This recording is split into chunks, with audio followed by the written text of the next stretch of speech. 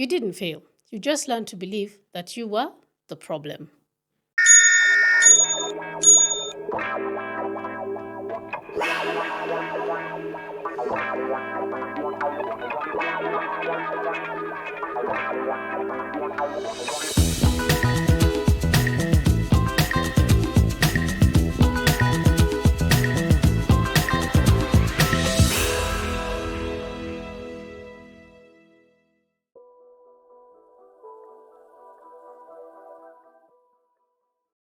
Hello, everybody. I'm Jerry Kerini, and today I want to talk about one of the most painful lies we carry. A lie that doesn't just live in our thoughts, it lives in our bodies. In all our relationships, in the stories we tell ourselves in silence. It sounds like this: I am the problem. Not I made a mistake, but I am the mistake. This is the voice of shame. Shame isn't always loud. No, it isn't. In fact, shame thrives in silence. Sometimes it sounds like, I don't want to bother anyone. I'm just not good with people, which is a lie. If they really knew me, they would leave. Guess what? We think it's just insecurity, but it runs much deeper than that. Shame doesn't just shape how we feel. It shapes who we believe we are, and that's extremely fundamental. So, the question is, what is shame? Let's define it clearly. Shame is not one of the 6 core emotions that we've come to know. It's not like joy, fear, anger, or sadness. Shame is a secondary emotion, an interpretation of what you are feeling. At its core, shame is the belief that there is something fundamentally wrong with us. It's different from guilt. Guilt says, I did something wrong, but shame says, I am the something wrong. Now, healthy shame has a purpose. Let's not dismiss it entirely. It can guide us back to our values when we've hurt someone. But toxic shame, shame that lingers, that becomes our identity, that's not corrective. It's actually extremely punitive and corrosive. It tends to disconnect us from ourselves. It keeps us feeling small all the time, and it convinces us that the safest thing to do is to hide. So let's talk about the raw emotions beneath the shame we feel. Shame is rarely the first emotion you feel. It's what we feel after we've been told that our true emotions are not welcome. What lives beneath that shame? Sometimes it's just sadness, when we've felt misunderstood, unloved, or ignored.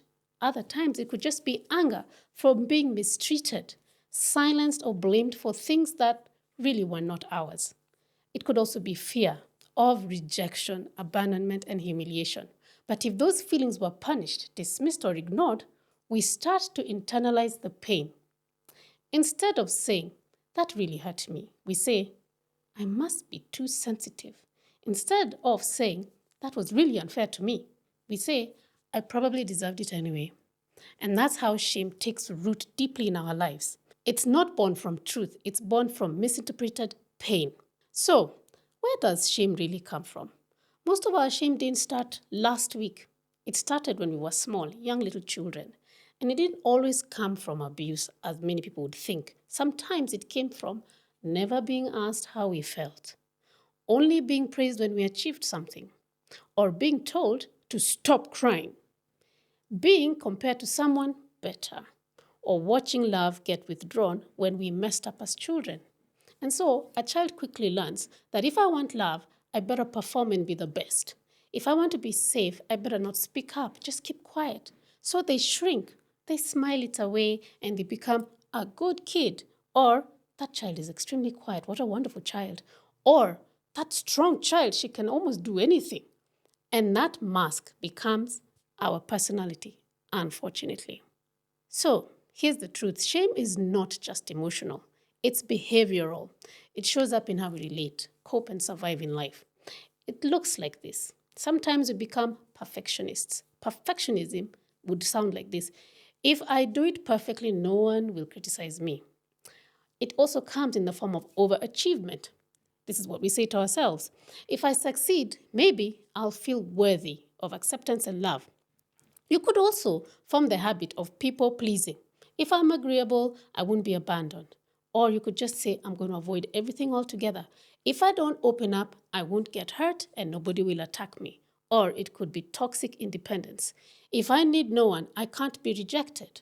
Or it could also come as emotional numbness. If I don't feel, I don't have to deal. Even anger, pride, or defensiveness can become symptoms of shame, not that we are arrogant, but because we are terrified someone might see what we are hiding underneath. But here's the secret: no matter how strong the mask is, if shame is running the show, you will never feel safe being fully known. So, how do we break this? It doesn't start with a motivational quote like, hey, let's do this. It starts with honesty. Ask yourself, where did I learn I wasn't enough? Who taught me that my feelings were too much? What would I change if I stopped believing I was the problem? And then we do three things after that. Number one, speak it, because shame grows in silence, but it dies in truth. Number two, meet with compassion. Talk to yourself like you are someone you love. Shame cannot survive in the presence of kindness. Number three, practice presence. Notice when shame hijacks your body, it tightens your jaw, it may shallow your breath, the feeling of wanting to disappear. Then pause, breathe, and remind yourself, this is old. This is not truth. I don't have to go with it today. Let me give myself a break. And so here are 5 key things you should know about shame. 1. Shame is not a core emotion. It's a story we tell ourselves about our worth. 2. The root of shame is often misunderstood sadness, anger, or fear that was never allowed. 3. Shame begins early, but it becomes a pattern we unconsciously repeat in our lives. 4. Toxic behaviors like perfectionism, people pleasing, and avoidance are just symptoms of shame. 5. Healing begins when we replace the lie, I am the problem, with the truth, I was doing the best I could with what I had. And so here are my final thoughts. You're not the problem. You never were. You are a human being who adapted. You learned survival before softness, who tried to earn love in environments where love should have been given free. And now you need to unlearn, reclaiming yourself and remembering you are already worthy. Thank you so much for being with me. And remember, together we heal, together we grow. And if this resonated with you, please like, share, comment, and subscribe. Until next time, take care and bye.